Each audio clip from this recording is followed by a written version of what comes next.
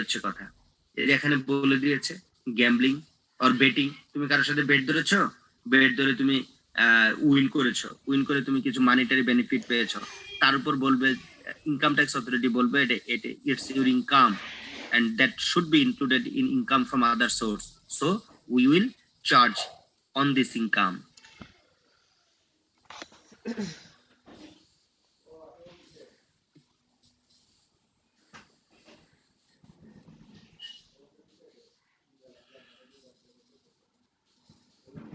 Income from sale of asset of capital nature, unpaid loan.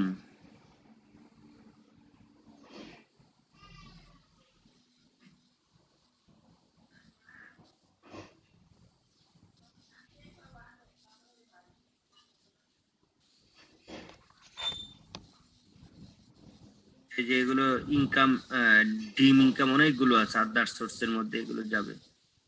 Loan or gift taken by SSC otherwise than by a crossed check or by a bank transfer. দেখো যদি তুমি কোনো loan বা gift পাও, সেটা যদি কোনো cross check বা ব্যাংক ট্রান্সফারের মাধ্যমে না হয়, তখন সেটার উপর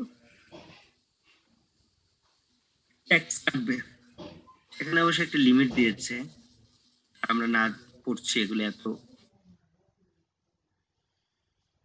পড়া সম্ভব না। Classification of income on the basis of assessment, হ্যাঁ এটা আরেকটা গুরুত্বপূর্ণ ইনকামের ক্লাসিফিকেশন। স্যার একটা কোশ্চেন ছিল। বলো বলো স্যার 26 নম্বর যেটা পয়েন্ট দিলেন ওটা একটু যদি বলতেন। এই যে কোনটা? 26 equity capital received by unlisted company নাকি? 26 নম্বর পয়েন্ট যেটা আছে। হ্যাঁ 27 বলছি, লোন টেকেন বাই কোম্পানি। 26 টা যদি বলতেন স্যার একটু। 26 26 নম্বর পয়েন্টটা। জি স্যার। বাবা তুমি কি দেখতে পাচ্ছ না স্ক্রিন? তুমি স্ক্রিন দেখতে পাচ্ছ না? 26 নম্বর পয়েন্টটা স্যার। আরে বাবা 26 নম্বর পয়েন্ট, তুমি কি এখন স্ক্রিন দেখতে পাচ্ছ? জি স্যার। এখানে কি 26 আছে? Equity capital receipt. হ্যাঁ আমি তো এটাই জিজ্ঞাসা করছি যে তোমার এটা কিনা equity capital received by a unlisted company other than through cross check or bank transfer. আচ্ছা এটা হচ্ছে যে কোম্পানি, তো তোমরা জানো যে লিস্টেড আনলিস্টেড হয়ে থাকে, যে কোম্পানি হলে তাকে লিস্টেড হতে হবে এরকম না, যখন লিস্টেড মানে হচ্ছে সে সিকিউরিটিজ এন্ড স্টক এক্সচেঞ্জের সাথে লিস্টেড, তার মানে তার শেয়ারটা পাবলিকের জন্য ইস্যু করেছে। যেটা পাবলিকের জন্য ইস্যু করে নাই বা সিকিউরিটিজের সাথে সিকের সাথে বিসিকের সাথে তোমার লিস্টেড করে নাই, সেটাকে আমরা আনলিস্টেড কোম্পানি বলবো। এই আনলিস্টেড কোম্পানির ক্যাপিটালটা যদি তারা ক্রস চেক বা ব্যাংক ট্রান্সফারের মাধ্যমে না নেয়, তাহলে সেটা সেই কোম্পানির ইনকাম ধরা হবে। বুঝতে পারলাম? মানে হচ্ছে যে আনলিস্টেড কোম্পানিটা তাদের যে ক্যাপিটাল শেয়ার হোল্ডারদের কাছ থেকে যে নিবে, সেটা ব্যাংকের মাধ্যমে নিতে হবে বা ক্রস চেকের মাধ্যমে নিতে হবে। যদি অন্য কোনো মাধ্যমে নেয়, আসসালামু আলাইকুম ভাই স্যার,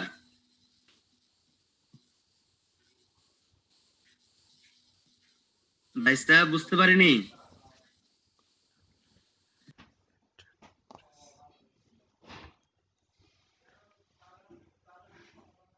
জন্য রেভিনিউ না, এটার উপর তো গভর্নমেন্ট ট্যাক্স নিতে পারে না, কিন্তু নেবে যখন এই ক্যাপিটালটা তারা ক্রস চেক বা ব্যাংক ট্রান্সফারের মাধ্যমে তারা রিসিভ করবে না, অন্য কোনো ওয়েতে যদি তারা রিসিভ করে, তখন এই ক্যাপিটালকে সরকার বলবে এটা তোমার রেভিনিউ, আমি এর উপর ট্যাক্স কাটবো।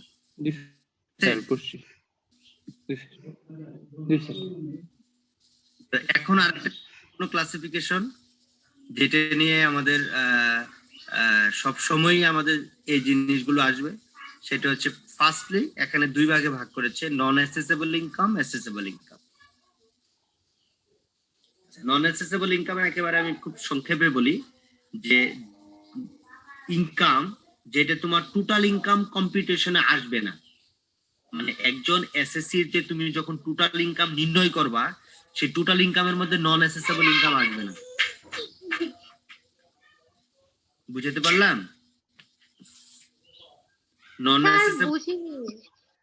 নন অ্যাসেসেবল ইনকাম হচ্ছে ওই ইনকাম যেটা তোমার টোটাল ইনকাম, একজন এসএসসি যে তুমি টোটাল ইনকাম ডিটারমিনেশন করবা, সেই টোটাল ইনকাম ডিটারমিনেশনের মধ্যে এটা আসবে না। অ্যাসেস মানে নির্ণয় করা, মানে আসলে নির্ণয় করা বললেও ভুল হবে। এটা একটা শুধু ইয়ের ক্ষেত্রে এই টার্মটা, ট্যাক্সের ক্ষেত্রে এই টার্মটা খুব প্রযোজ্য। বাংলা নির্ণয় করাই, কিন্তু হচ্ছে যে ট্যাক্স নির্ণয় করা। নন অ্যাসেসেবল ইনকাম হচ্ছে ওই ইনকাম যে ইনকাম তোমার একজন এসএসসি টোটাল ইনকাম যে আমরা কম্পিউট করব সেখানে আসবে না, সেটা হচ্ছে নন অ্যাসেসেবল ইনকাম। আর অ্যাসেসেবল ইনকাম তার টোটাল ইনকামের মধ্যে আসবে। তাহলে টোটাল ইনকামের মধ্যে কি সেটা বলি, যেমন স্যালারি ইনকাম, তার এটা হচ্ছে অ্যাসেসেবল ইনকাম। এই অ্যাসেসেবল ইনকামকে আবার তিন ভাগে ভাগ করেছে। এই অ্যাসেসেবল ইনকামকে তিন ভাগে ভাগ করেছে। একটা হচ্ছে tax free income, tax credit income, আর একটা হচ্ছে ট্যাক্স পেবল ইনকাম। ওদের এখানে কি ডেফিনেশন গুলো আছে। Non-assessable income, those income which are not included in the computation of total income of an SSC, which are non-assessable income, যেটা বললাম। A list of such income is given under section 44(1) in part A of the 6th schedule of Income Tax Ordinance 1984. 6th schedule part A তে 44 এর 1 এর ধারায় এই non-assessable income এর list দেওয়া আছে। According to section 44(4), the government by notification in the official gazette can make necessary inclusion or exclusion of income in the list considered to be non-assessable income. এখানে বলে দিয়েছে ওই যে লিস্টটা দেওয়া আছে, গভর্নমেন্ট যে কোনো সময় চাইলে যে কোনো ইনকাম সেই লিস্টের অন্তর্ভুক্ত করে করতে পারে, সেই লিস্ট থেকে আবার বাদও দিতে পারে। এখানে একটা বলা আছে, for example income from interest on deposit. Income from interest on deposit, তুমি যদি ব্যাংকে টাকা রাখো, ডিপোজিট করো, সেখান থেকে যদি তুমি কোনো ইন্টারেস্ট পাও, এটা নন অ্যাসেসেবল ইনকাম। এই ইনকামের উপর কোনো ট্যাক্স দিতে হবে না, ইভেন দো এই ইনকাম তোমার টোটাল ইনকাম ক্যালকুলেশনে আসবে না। বুঝতে পারলাম? তারপর হচ্ছে পেনশন স্কিম, যদি তুমি কোনো পেনশন স্কিম পারচেজ করো, সেখান থেকে যদি তোমার কোনো ইনকাম হয়, পেনশন থেকে যে তুমি টাকা পাবা, গ্র্যাচুইটি থেকে যে তুমি টাকা পাবা, এই টাকাগুলোর উপর গভর্নমেন্ট এগুলোকে বলছে নন অ্যাসেসেবল ইনকাম। তার মানে এগুলোর উপর কোনো ট্যাক্স নিবে না, এগুলো তোমার টোটাল ইনকাম ক্যালকুলেশনের ক্ষেত্রে আসবে না। আচ্ছা, অ্যাসেসেবল ইনকাম কোনটা? অ্যাসেসেবল ইনকাম সব তোমার টোটাল ইনকাম ক্যালকুলেশনে আসবে, বাট এই অ্যাসেসেবল ইনকামকে আবার তিন ভাগে ভাগ করেছে। তোমার টোটাল ইনকামে যাবে, কিন্তু আবার এর মধ্যে কিছু ইনকাম আছে ট্যাক্স ফ্রি ইনকাম, যার উপর ট্যাক্স মানে ট্যাক্স দিতে হবে না। তাহলে কেন এই টোটাল ইনকাম ডিটারমিনেশন আসবে, সেই আলোচনায় আসতেছি। আসলে কি বলছে, accessible incomes are those incomes which are included in the determination of the running time out, সমস্যা নেই, আমরা 10 মিনিট শেষ করব, of the total income of an SSC. For example, receipt of টাকা 20,000 as bonus is accessible income and hence included under the total income. Total of accessible income from various sources is known as the total of an income. এটিকে তিন ভাগে ভাগ করেছে, tax free income, তারপর হচ্ছে tax credit income, tax payable income. আবার তোমরা খুবই সাউন্ড হচ্ছে, গাড়ি আমি কি করব বলো, সাউন্ড তো তোমাদের ওই জায়গা থেকে আসে, আমার এই জায়গা থেকে যেন সাউন্ড না হয়, এই জন্য আমি তো চেষ্টা করি। ঠিক আছে,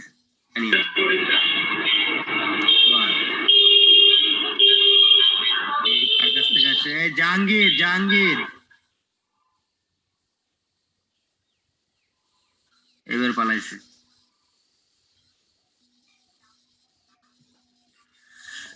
ট্যাক্স ফ্রি ইনকাম, আচ্ছা এটা আগে বলো, এটা বুঝতে হবে ভালো করে। নন অ্যাসেসেবল ইনকাম, অ্যাসেসেবল ইনকাম বুঝতে পেরেছো কিনা?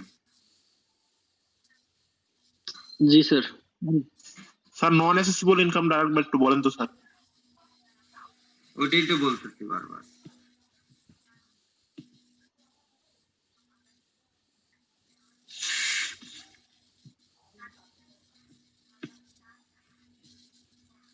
মনে করো যে একজন এসএসসি, হ্যাঁ, তার নাম হচ্ছে এক্স।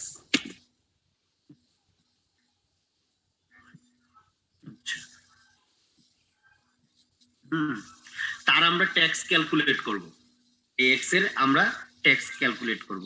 এখন হচ্ছে যে তোমার ট্যাক্স কিভাবে ক্যালকুলেট করব, তার ইনকামের উপর ট্যাক্স ক্যালকুলেট করব। ইনকামের জন্য আমার কয়টা হেড, একটা, দুইটা, নাই কেন তিনটা, এভাবে কয়টা হেড আমাদের ইনকামের,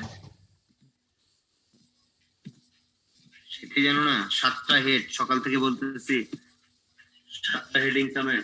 হ্যাঁ কি করবো, রাখো, আরে নিয়ে এসো। টোটাল 7টা হেড দিয়ে আমরা এই জায়গায় লিখবো টোটাল ইনকাম।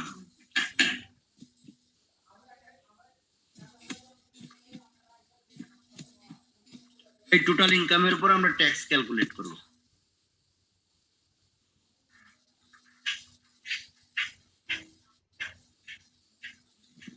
ঠিক আছে? আচ্ছা, যে ইনকাম গুলো এই 7টা খাতের মধ্যে আসবে সেটা হচ্ছে অ্যাসেসেবল ইনকাম। যে ইনকাম গুলো 7টা খাতের মধ্যে আসবে না, তার মানে টোটাল ইনকামের মধ্যে আসবে না, সেটা হচ্ছে নন অ্যাসেসেবল ইনকাম। অনি বলো সেটা। হ্যাঁ তুমি উঠাইতে পারলে উঠাই নাও। আচ্ছা আমি মেসেজটা তোমাকে ফরওয়ার্ড করব, মেসেজটা আমি তোমাকে ফরওয়ার্ড করে দিচ্ছি। ওকে ওকে ওকে।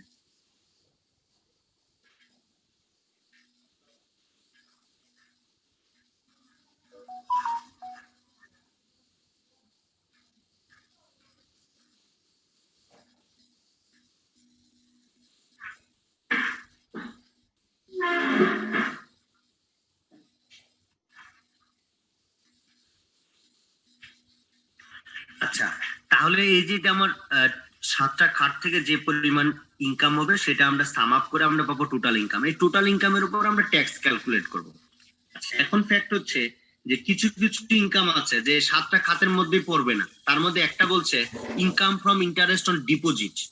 Income from interest on deposit. এখান থেকে যদি তুমি কোনো অ্যামাউন্ট পাও, সে ধরো তুমি 5,000 টাকা বা 4,000 টাকা পেয়েছো, 4,000 টাকা তুমি পেয়েছো, এটা তোমার এই টোটাল ইনকাম ক্যালকুলেশনের মধ্যে আসবে না। এটা হচ্ছে নন অ্যাসেসেবল ইনকাম।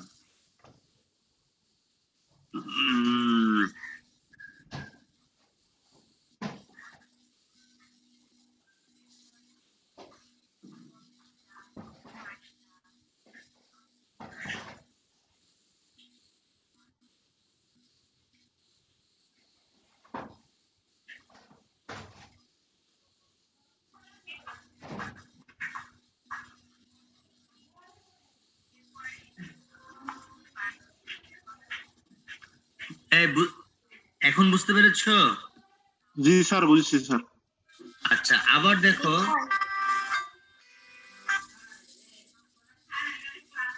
অনেক বলো না। ও এই যে আরটা আমি নিয়ে আসছি গতকাল, এই যে আরটা আমি গতকাল নিয়ে আসছি। হ্যাঁ হ্যাঁ হ্যাঁ, এই যে আরটা আমি নিয়ে আসছি। ও ও তুমি এই যে আরে গেছো তাই না? আচ্ছা আচ্ছা ঠিক আছে, তাহলে সমস্যা নেই। ওকে, ওইটা বাসায় দিয়ে যাবে? আচ্ছা ঠিক ঠিক আছে তাহলে।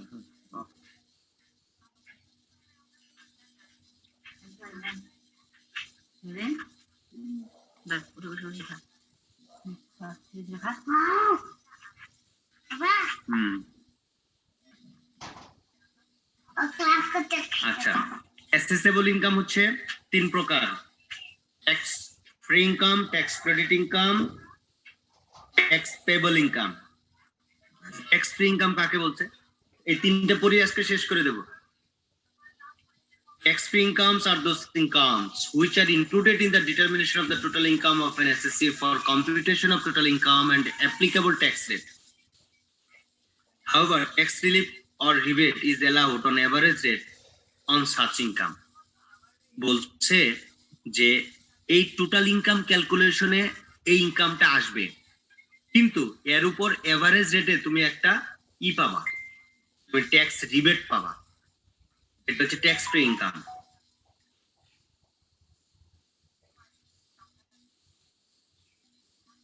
বুঝতে পারলাম?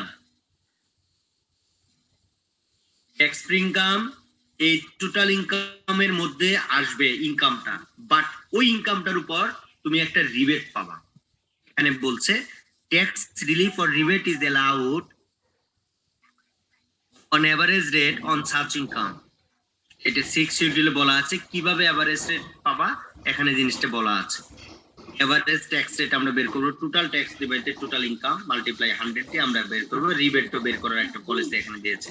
আমি একটু শেষ করে দিচ্ছি, এগুলো নিয়ে আরো বিশদ আলোচনা আছে। Tax credit income, tax credit income which are included in the determination of the total income of N SSC. এটা টোটাল ইনকামের মধ্যে যাবে, কারণ সব তো অ্যাসেসেবল ইনকাম এগুলা।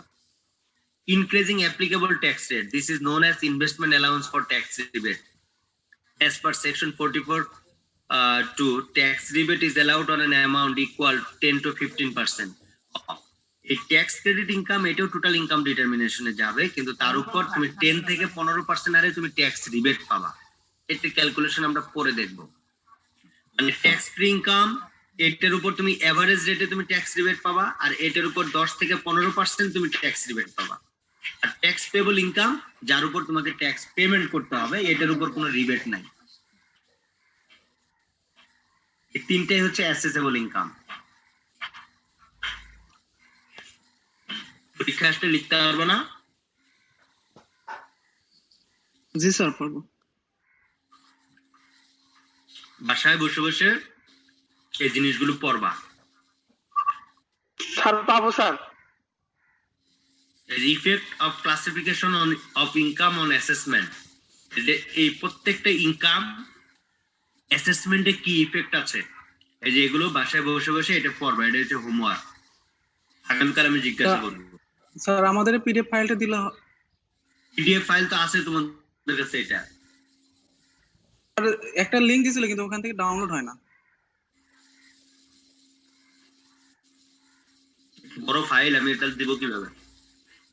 আচ্ছা আমি ট্রাই করবো দেওয়ার জন্য। তোমরা একটু শেয়ারের একটু মেল অ্যাড্রেস আমাকে দিয়ে দিও তো, ঠিক আছে?